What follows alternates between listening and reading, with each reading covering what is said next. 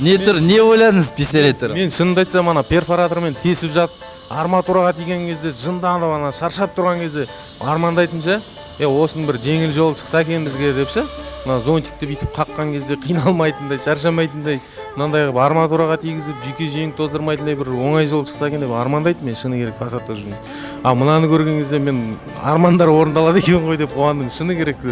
Әр осындай құрылыстың тақырыбын бөлек-бөлек талқылайтын боламыз. Мысалы ғана мен плиталар қандай производительдердікі дұрыс, қандай тығыздықта болу керек, соның бәрін бұйыртса болашақта айтатын боламыз. Темірге қағып көрші, кіре ме екен, кірмей ме екен?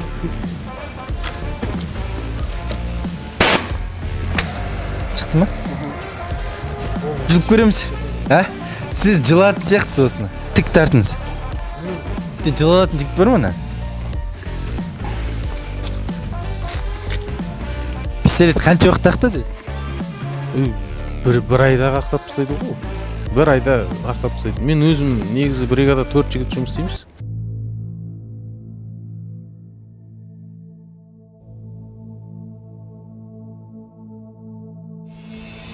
Саламатсыздар ма, құрметті көрермендер? Сіздермен бірге мен Қуанбай Ерназар. Біздің бүгінгі сұхбатымыз ол үйдің сыртын қаптау, утепление орысша.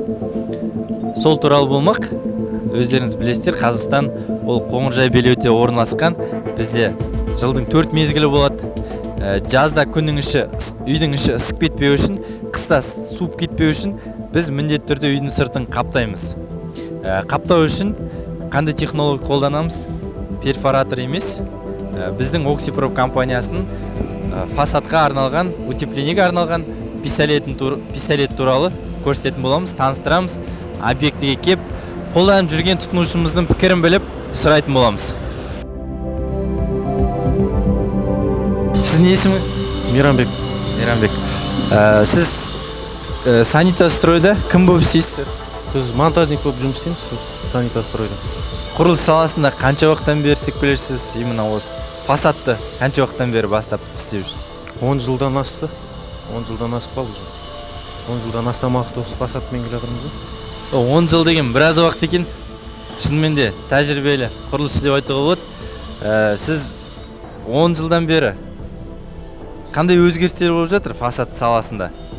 Оны фасад саласында мен осы 2020 жылы Санитастрой осы фирмаға келгелі, мынау утепление жасау жолдарының кішкене жеңілдескенін байқадым. Мен ең алғаш пистолетті осы Санитастройда көрдім. Өте жеңіл, ыңғайлы істегенге, уақыт үнемдейсің, физикалық тұрғыдан шаршамайсың. Пистолет туралы қазір айтайық. Бірінші жалпы фасад туралы әңгіме айтайықшы. Фасад негізі мен білімше бұрынғы ескі үйлерді қаптамаған, мынау үй тұр ғой, мысалы советский үйлер қапталмаған. Ол кезде білмеймін, мүмкін қаптайтын материалдар болмаған ба, үйлер жылы болған, білмеймін. Әйтеуір қазір негізінен барлық үйлерді қаптайды ғой деймін. Қазір барлығы қапталады осы. Мен плитамен қаптаймыз міндетті түрде, екі слоймен. Енді ол үлкен объектілерде мен көрген осындай жилой комплекстерде, көп қабатты үйлердің барлығында мен плита қолданады екен. Бірақ жеке меншік үйлерде көбіне пеноплекс қолданылады ғой деймін, пенопласт қолданылады ғой. Пеноплекс, сол жеке үйлерде солар қолданылады ғой. Негізі бұл материал шыққаннан кейін оны бекіту үшін зонтик шықты. Зонтиктің бұрынғы методтары ол перфоратормен тесу керек болатын. Бур керек, перфоратор керек. Сіз негізі Санитастройға келгенше перфоратормен істеп келдіңіз бе? Перфоратормен істеп келдік. Перфоратормен салыстырмалы түрде келсек жұмыс өнімділіктерін, екеуінің айырмашылықтары қанша өнімділік жағынан? Перфоратормен қанша квадрат істейсіздер, пистолетпен қанша квадрат істей аласыздар күніге бір адаммен? Енді бұлай салыстырмалы түрде қарайтын болсақ, перфоратормен күніге бір 10 шаршы метр утепление істеуші едік. Пистолетпен 2 есе, одан да 3 есе көп объем шаршы квадраттарды ұрып, және де біз бұл пистолетте физикалық тұрғыдан шаршамайды екенсің. Бір жақсы жері сол жеңіл жақтары. айырмашылықтары негізі мен де бұрында фасадта істегем. Үлкен 7-8 этажды үйлердің сыртын қаптағанбыз. Сол кезде бізде проблема, ол кезде люлька істемей қалатын, цвет өшіп, ескі советский люлькалар болды. Сосын перфораторымыз қайта-қайта сынып қала беретін. Анау тоқтамай істегеніңізде қызып кетеді. Соның жұмыс соның кесірінен жүрмей қалады, негізі шыны керек. Перфоратор сынады, оның ішінде кейде бурдың өзі арматураға тиеді, ұшы кетіп қалып жатады, бурдың өзі қаншама расход, мысалы қарап тұрсаң. Тоқ істемей қалады кейде, перфоратордың кейде кабелі кесіліп қалады, үзіліп қалады ішінен. Оны жалғайсын, оның өзі уақыт мысалға. Сосын мынандай үлкен объектілерде жалпы тоқың өшіп қалу жиі қайталанып тұрады ма сіздерде? Негізі жиі болып тұрмайды, негізі болады, енді айына 1-2 рет өшіп тұрады. Бізде мынау люлькада жұмыс істегеннен кейін люлькада өшіп қалады да кейде. Автомат бар ол жерде, короткий береді деген сияқты ғой. Люлька өшеді, а так объектіде тоқ өшпейді. Жарайды, біздің өзіміздің пистолетке келсек, сіздер пистолетті қанша уақыт болды қолданып жүргендеріңізге? Алғаш алған кезде қиындық тудырған жоқ па қолдану? Мен қолданып жүргеніме міне бір жарты жылдай уақыт болып қалды жұмыс. Басында қолданып жүрген кезде енді газын қалай ауыстырасың кішкене түсінбей жүрдік та, соң қазір бәрін үйреніп алдық. Ондай қатты бір қиындық тудырып жатқан жоқ пистолет бізге. Сосын пистолет туралы алғаш естіген кезде, ең алғаш көрген кезде қандай сезім болды сізде? Не ойладыңыз пистолет туралы? Мен шынымды айтсам, ана перфоратормен тесіп жатып, арматураға тиген кезде жынданып, ана шаршап тұрған кезде армандайтынша, осының бір жеңіл жол шықса екен бізге депші, мына зонтикті бүйтіп қаққан кезде қиналмайтындай, шаршамайтындай, мынандай арматураға тигізіп, жүйке жеңін тоздырмайтындай бір оңай жол шықса екен деп армандайтын мен шыны керек фасадта жүрген. Мынаны көрген кезде мен армандар орындалады екен ғой деп қуандым, шыны керек. Қатты қуандым мен пистолетті ең алғаш көрген кезде. Сол енді негізі бұл мен ойымша батыста ойлап тапқан нәрсе ғой. Олар сіздің арманыңызды орындап, Қытайлар просто арманыңызды қол жетімді қылып істеп, біз алып кеп дегенде. Сосын зонтиктерге келсек, зонтик туралы айтып кетсек, қазір әртүрлі цветінен алып келдім, бірақ бір десятка ғой, 10 сантиметр мен плитаны қаптауға арналған. Бізде көп сұрақ бізді көрген адамдардан, зонтикті көргендерден көп сұрақ осы зонтик туралы болады. 10 сантиметр зонтик қысқа, маған 160 керек, 200 керек деп сұрап жүрсетті.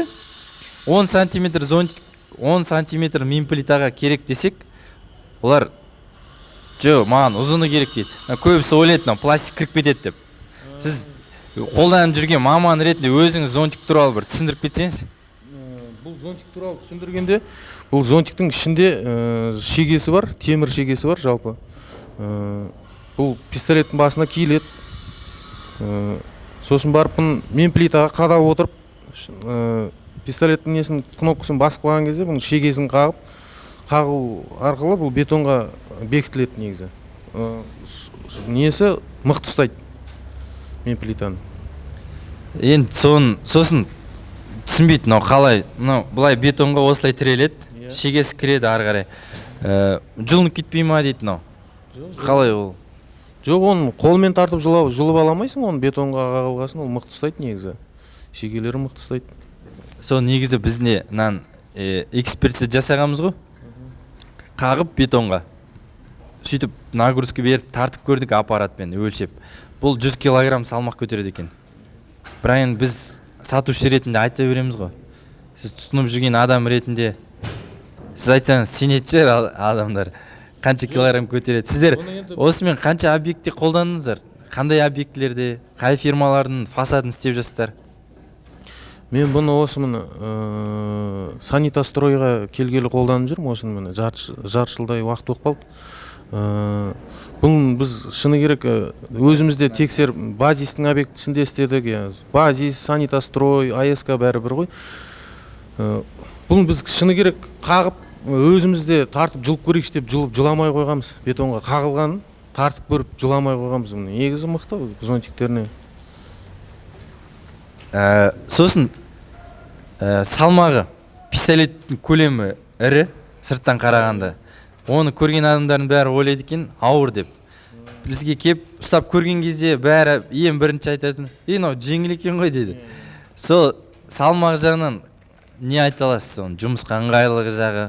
Мен де басында алғаш көрген кезде пішімін көріп, мынау дәу екен деп ауыр шығар деп ойлағам. Бірақ енді қолға алғаннан кейін, өзің қолмен қолданып көргеннен кейін барып, бәріне көз жеткізесің ғой. Жеңіл, жұмыс істеуге бәріне ыңғайлы. Аса қатты қиындықтар тудырмайды, ол жұмыс істеуге ешқандай кедергі жоқ оның көлемінде. Сіздер істеп жүргенде мысалға, оның батарейкасы кішкентай ғана ғой? Ол батарейкамен және газбен істейді. Батарейка қанша уақытқа жетеді сіздерде? Біз батарейкасын көрген кезде кішкентай бір 2 сағат, 1 сағатта бітіп қалатын шығар деп ойлайтынбыз. Жақсы толтырсаң батарейканы 2 күн, 3 күн бірақ жұмыс істейді екен ол. Баллончиктері бір баллончик бір 700 зонтик қағуға жетеді. Ол енді баллончик сіздердікі үлкен пистолет 700 выстрелға жетеді. Негізі сіздер білесіздер ме, ол пистолет бұл кісілер істеп жүрген моделі газовый пистолеттердің ішіндегі ең күші көбі 130 джоуль. Қазір ең бірінші орында тұрған. Білмеймін, мен бүгін ертең шыққан болмаса, басқа жақта басқа үлкен түрлері. Біз көрген Қытайдағы салыстырған пистолеттердің ішіндегі ең қуаты күшті 130 джоуль сіздердікі ғой. Одан кейінгілер 120 солай кете береді. Оның күші маңызды бұл жерде. Ол пистолет оның соншалық күшті болмаса, одан кішірек пистолетпен атсақ, шегесіздердің бетонға толық кірмей қалады. Сосын тағы бір нәрсе, соққының күші әлсіз болған кезде шеге майысып кетеді екен. Ол қаншалықты үлкен соққымен ұрған кезде шеге майыспай кіріп кетеді екен бетонға. Сосын темірге де кіріп кетіп жатқан суреттер бар ғой бізде. Анау офисқа келіп көрсе темірге де кіріп жатыр. Темірге кіре ма, сіз өзіңіз айтыңыз? Темірге біз пробаға швеллер, уголоктарды тесіп көргенбіз. Тесіп өтеді шегесі. Қалың темір тесіп өтіп тұр ғой. Сосын енді теріс жақтарына кесек, кез келген нәрсенің оң теріс жақтары болады, екі жағы болады ғой. Бұл зонтиктің кемшіліктері туралы айта кетсеңіз, немесе пистолеттің сізге ұнамаған жерлері? Енді маған әзірге бұның ұнамаған жері деп айта алмаймын. Зонтиктің енді кейде болады анау неге арматураға тиген кезде шегесі майысып ұстамай қалады да. Сол болмаса оны ешқандай оған пока не жоқ, жалып жоқ зонтикке. Ал пистолетке келетін болсақ, енді кейде енді біз өзіміз түсінбейміз ғой, біз оны ашып шұқылап көрмегеннен кейін кейде анау дұрыс атпай қалады. Сол жақтары бар енді кішкене. Пистолет қаншалықты жиі бұзылады сіздерде? Негізі бұзылады ғой сіздердің пистолет. Мен байқауымша фасадный пистолет осы қолданып жүрген. Бізге ең көп келетін пистолет ремонтқа. Бірақ енді істеп жүрген адамдар соған қарамастан ренжігенін көрмедім, бәрі риза.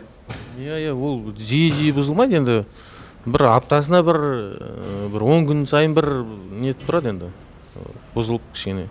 Енді өзіміз түсінбегеннен кейін ашпаймыз да, оны нетпейміз де. Енді оны сіздердікі аптасына айына бұзылса да, ол біз үшін жиі. Өйткені біздің басқа пистолеттеріміз моделі, олар 20 мың, 30 мың оқ атқан кезде бұзылып келеді кейбіреуі. 10 мыңнан жоғары оқ атады. 2-3 айда, жарты жылда келеді ремонтқа. Просто ішін тазалап береміз. Сіздердің сыну себебі ол жаңағы артықшылығынан. Соққы күшті дедік 130 джоуль. Ол күшті пистолет болғаннан кейін сол үшін сына береді ол. Онда үлкен пистолет басқа производительдерін шығармайтын да содан болу керек. Бірақ амал жоқ, одан әлсіз болса, ол зонтикті қағамай қалады шеген. Сол үшін енді біраз жағаласу керек. Сіздер ремонтқа жіберген кезде қанша уақытта жасап бересіздер? Ремонтқа қанша уақыт болғанда мен постоянно өзім апарып жүрмін ғой. Ары кетсе 1 сағатта ремонт жасап беріп жүреді ғой. Сол жұмыстарыңыз тоқтап қалмай ма, кедергі емес пе? Енді бізде екі пистолет бар ғой. Біреуін ремонтқа кеткен кезде екіншісі мен қолданып деген сияқты ғой бізде. Жалпы тағы осы жерде айта кететінім, Санитастрой Сәбит аға бізден бір 6-7 пистолет сатып алды ғой деймін. Бұл кісі базисте бір 4 жерде объектісі бар, осындай фасад істеп жатқан. кей кездерде, кей айларда бізден айына 100 000 зонтик алатын кездері болады. Ол кісі бізден 5-тік, 10-дық, 15-тік зонтиктер алды. Осы размерлер туралы айтты кетсеңіз, сіздер қандай размерлерін қолданып көрдіңіздер? Біз бұның 5 сантиметрлік және 10 сантиметрлік размерлерін қолданып көрдік. Жалпы екеуіне де ешқандай шағым жоқ менде. 5-тігі кішкене қайта 10-дыққа қарағанда мықты ұстайтын сияқты көрінеді маған. Міне, бұл кісілердің жұмыс істеп жатқан жері қазір жұмыс процесінің қасында тұрмыз. Қарап тұрсақ, бір зонтикті қағуға 1-2 секунд қана кететін сияқты уақыт, перфоратормен қанша уақытта болады бір зонтик? Енді бір тесікті 1 минутта тесесіз ғой, бір тесікті. Бір зонтиктің тесу үшін 1 минут уақыт кетеді, оны қағуың бар оның үшін. Ол кейде ол зонтик тесікті таппай қалып жатады, басқа жерге кетіп қалған кезде үстіне нұр жерген кезде ол зонтикті сындырып жатасың, сондай заттар да бар ғой. Сіз осы аппаратты алғаннан кейін адам санын қысқарттыңыз ба, әлде жұмысыңыздың көлемін көбейттіңіз ба? Адам саны да қысқарды, жұмыстың көлемі де үлкейді ғой бізде. Осы пистолетті алғалы. Енді істеп жатқан адам өзінен сұрап көрейік, не деп айтады екен? Ассалаумағалейкум, есіміңіз кім болады? Нұрлыбек. Нұрлыбек. Сіз фасадта осы жерде жұмыс істеп жатқаныңызда қанша уақыт болды? Мына жерде ма? Жақында келгем, бір апта болды. Мына пистолетті бұрын соңды көріп пе едіңіз басқа жақтан? Иә, көргем. Басқа объектте істеп пе едіңіз? Сіз бұрыннан қолданып жүрген болсаңыз, жаңадан алайын деп жүрген адамдарға бір айтар ақыл кеңесіңіз бар ма? Бір құпиясы қолданудағы бір. Құпиясы оғанда ыңғайлы, просто бұлай тоқтартып, удлинительный етіп жүрмейсің. Ыңғайлы жер батареечный. Любой жерге керек жерін алып кете бересің. Алдында біз қолданған кезде, например, удлинительмен болатын тоқпен. Ол, например, 9-10 этажға дейін ол кабель жетпей қалуы мүмкін. Енді құрметті көрермендер, біз бұл пистолетті толық обзорды өзіміздің магазинімізде жасайтын боламыз. Бұның батарейкасы қандай, көлемі, қуаты, қанша уақытқа жетеді, газ баллоны туралы, бұның ішіндегі жұмыс істеу принциптері туралы толық видеоны келесі видеомыздан көрсеңіздер болады. Так, біз сұхбатымызды ары қарай жалғастырайық. Рахмет сізге. Жұмыстарыңыз жемісті болсын.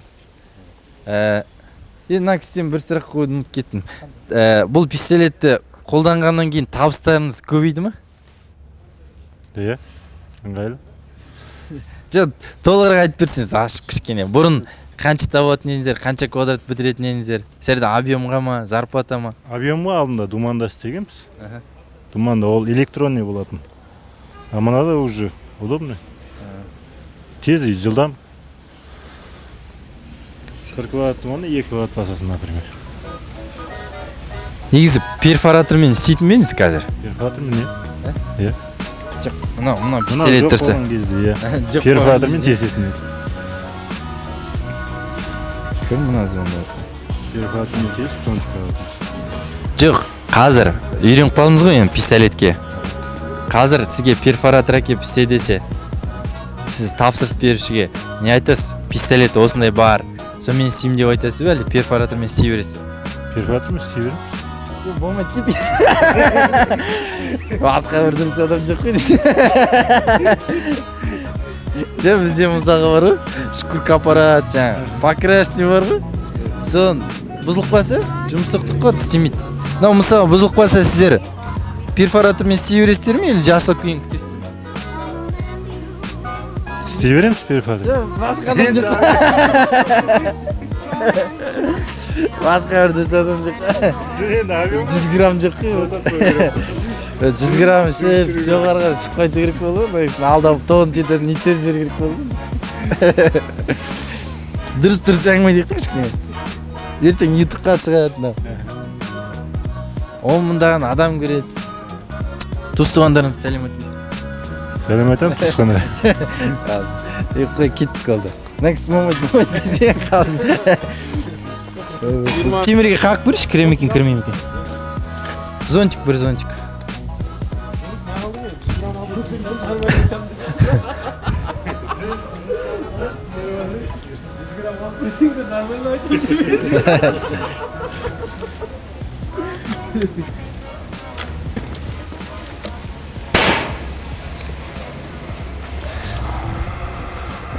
шығып тұр астынан.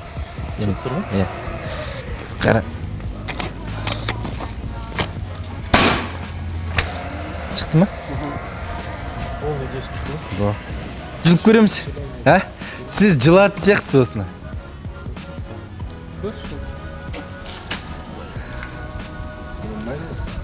Сындырмай жұлып көш просто. Тік тартыңыз.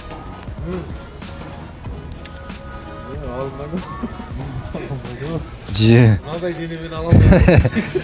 Мен қазақтың жігіттері майдаланып кеткен ба не? Кім жылады? Объектте жылатын жігіт бар ма?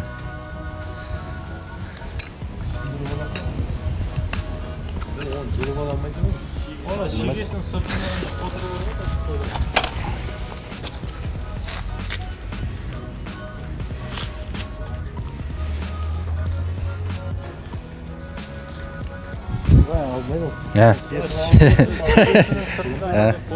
Енді мынау бүйтіп қолмен тартқанда шықпаса мемплита жыламайтын болу керек бұны, жаңадан бастап шыққаннан кейін өзіміздің инструменттер туралы түсіндіріп жатырмыз, бастапқы видеоларымыз.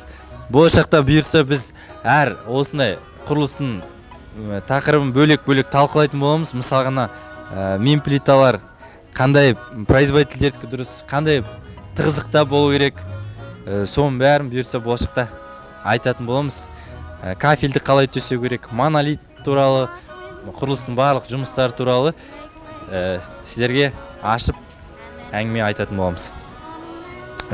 Біз ойымызға келген сұрақтарды қойдық деп ойлаймыз.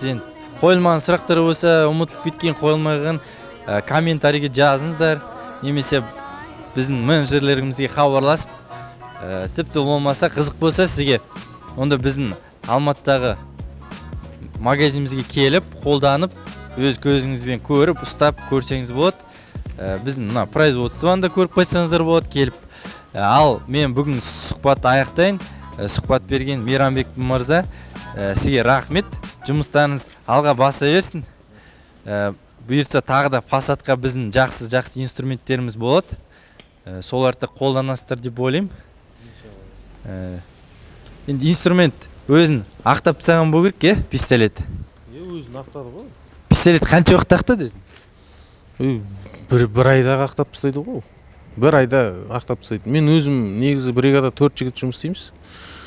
Сол 4 жігіт бір айда 1,5-2 миллион объем шығарып отырмыз. Так, сосын. Сұхбатты аяқтаумен болды емес,